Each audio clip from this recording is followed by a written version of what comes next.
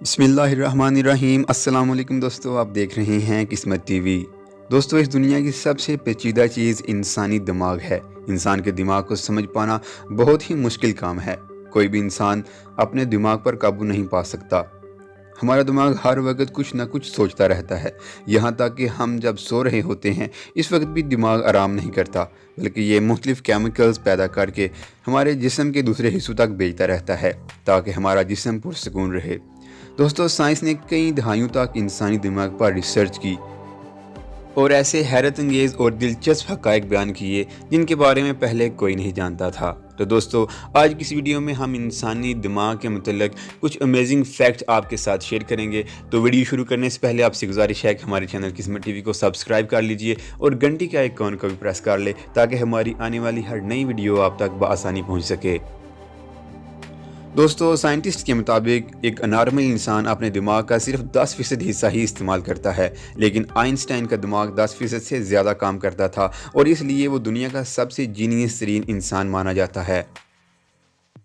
दोस्तों, William James वो पहला शख्स था जिसने साइकोलॉजी कोर्स को पहली मर्तबा अमेरिका में इंट्रोड्यूस कराया था। उन्होंने 1890 में अपने एक दोस्त के साथ मिलकर एक कदरे ज़हीन स्टूडेंट जिसका नाम विलियम सिडीज़ था, इसके दिमाग पर तजुर्बात किए, जिसके बाद उन्होंने एक रिपोर्ट पेश की। उन्होंने अपनी इस रिपोर्ट में लिखा कि हम इंसान अपने दिमाग को कभी भी पूरी तरह इस्तेमाल नहीं करते और इसका ज़्यादातर हिस्सा गैर इस्तेमाल रहता है, लेकिन इसकी वजह क्या है वो इसका पता नहीं लगा सके। दोस्तों, इसके बाद 1936 में एक अमेरिकन राइटर जिसका नाम डेवनिस क्रिंजी था, इसने अपने किताब जिसका नाम how to win friends and influence people में लिखा कि इंसान सिर्फ अपने दिमाग का 10% हिस्सा ही इस्तेमाल करता है। और उन्होंने इस किताब में ये भी बताया कि इंसान कुछ खास एक्सरसाइजेज करके अपने दिमाग को ज़्यादा इस्तेमाल करने के काबिल हो सकता है। इसके बाद से यही थ्योरी दुनिया भर में आम हो गई और अब भी ज़्यादातर लोगों का यही मानना है कि हम इंसान अपने दिमाग का सिर्फ 10% हिस्सा ही इस्तेमाल करते हैं। दोस्तों, fMRI टेक्नोलॉजी का इस्तेमाल करके दिमाग के अंदर होने वाली एक्टिविटीज़ को नापा जाता है। इसी टेक्नोलॉजी के ज़रिए पता चलाया गया कि हमारा दिमाग कभी भी रेस्ट नहीं करता, बल्कि ये 24/7 काम करता है। इवन कि जब हम सो रहे होते हैं तब भी हमारा दिमाग काम करता रहता है। इंसानी दिमाग एक ऐसा वाहिद ऑर्गन है जिसको जितना ज़्यादा इस्तेमाल करते जाए ये इतना ही ज़्यादा शार्प होता जाएगा। हम जितना ज़्यादा मुश्किल काम करते हैं हमारे दिमाग में इतने ज़्यादा फंक्शन ऑन होते जाते हैं। दोस्तों, साइंस दिमाग में इस्तेमाल होने वाले फंक्शन के बारे में तो बता सकती है, लेकिन दिमाग के इस्तेमाल होने की एक्चुअल पावर क्या है इसका पता नहीं लगाया जा सकता। एक अडल्ट इंसानी दिमाग का वज़न लगभग 3 पाउंड होता है। मेल के दिमाग का एवरेज वज़न 2.9 पाउंड होता है, जबकि फ़ीमेल का वज़न 2.6 पाउंड होता है। लेकिन इसका मतलब ये नहीं कि जिस इंसान के दिमाग का वज़न ज़्यादा होता है वो ज़्यादा अक्लमंद होता है, क्योंकि अल्बर्ट आइंस्टाइन के दिमाग का वज़न भी 2.7 पाउंड ही था, जो कि दुनिया का ज़हीन तरीन इंसान माना जाता है।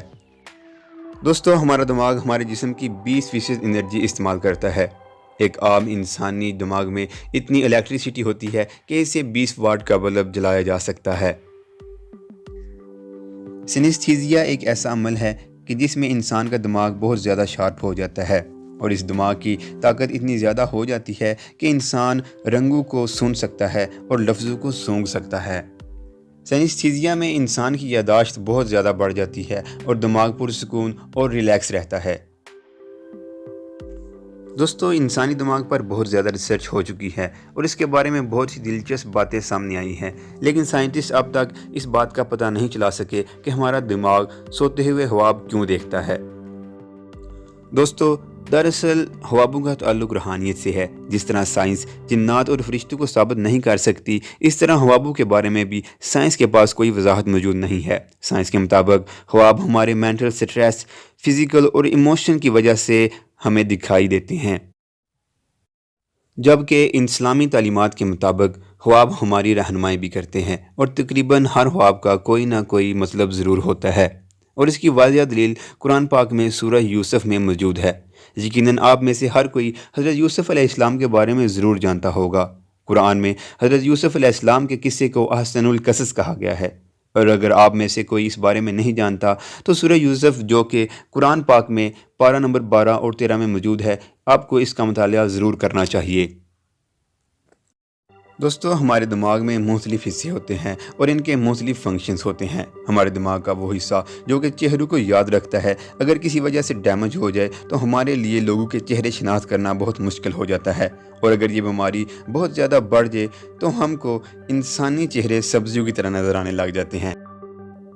انسان کبھی بھی اپنے آپ کو ٹکلنگ یعنی کہ گدگدی نہیں کر سکتا۔ آپ نے دیکھا ہوگا کہ کسی ایمرجنسی صورتحال میں انسانی جسم بہت تیزی سے خود بخود حرکت کرتا ہے۔ دراصل یہ ہمارے حرام مغز کی وجہ سے ہوتا ہے۔ ہمارا حرام مغز انسان کا ڈیفنس میکنزم بھی ہے جو کہ ہر وقت الرٹ رہتا ہے، کیونکہ ہمارے حرام مغز کو پہلے سے پتہ ہوتا ہے کہ ہم خود کو گدگدی کرنے لگے ہیں، اس لیے اس کا اثر نہیں ہوتا۔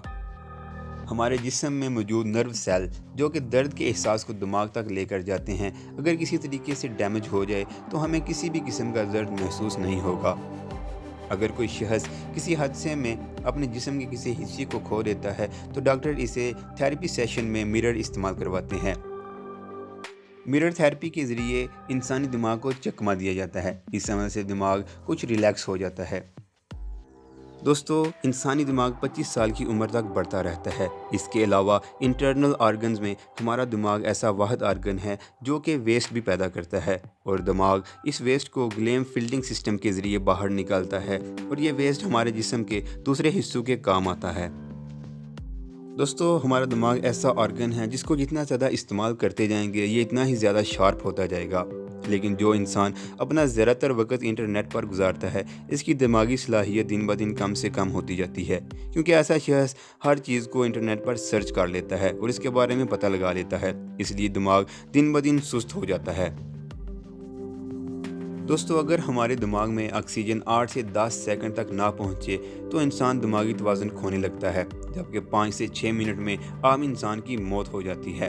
ہمارے دماغ کو خون سپلائی کرنے والی ویسلز کی لمبائی 1,00,000 کلومیٹر ہوتی ہے، اور ہمارے دماغ کا 75% حصہ پانی سے بنا ہوتا ہے۔ تو دوستو یہ تھی ہماری آج کی ویڈیو۔ اگر ویڈیو اچھی لگی ہے تو ہمارے چینل قسمت ٹی وی کو سبسکرائب کرنا نہ بھولیے گا، اور گھنٹی کے آئیکن کو بھی پریس کر لے تاکہ ہماری آنے والی ہر نئی ویڈیو آپ تک بآسانی پہنچ سکے۔ ایک نئی ویڈیو کے ساتھ بہت جلد ملاقات ہوگی۔ اجازت چاہتا ہوں، اللہ حافظ۔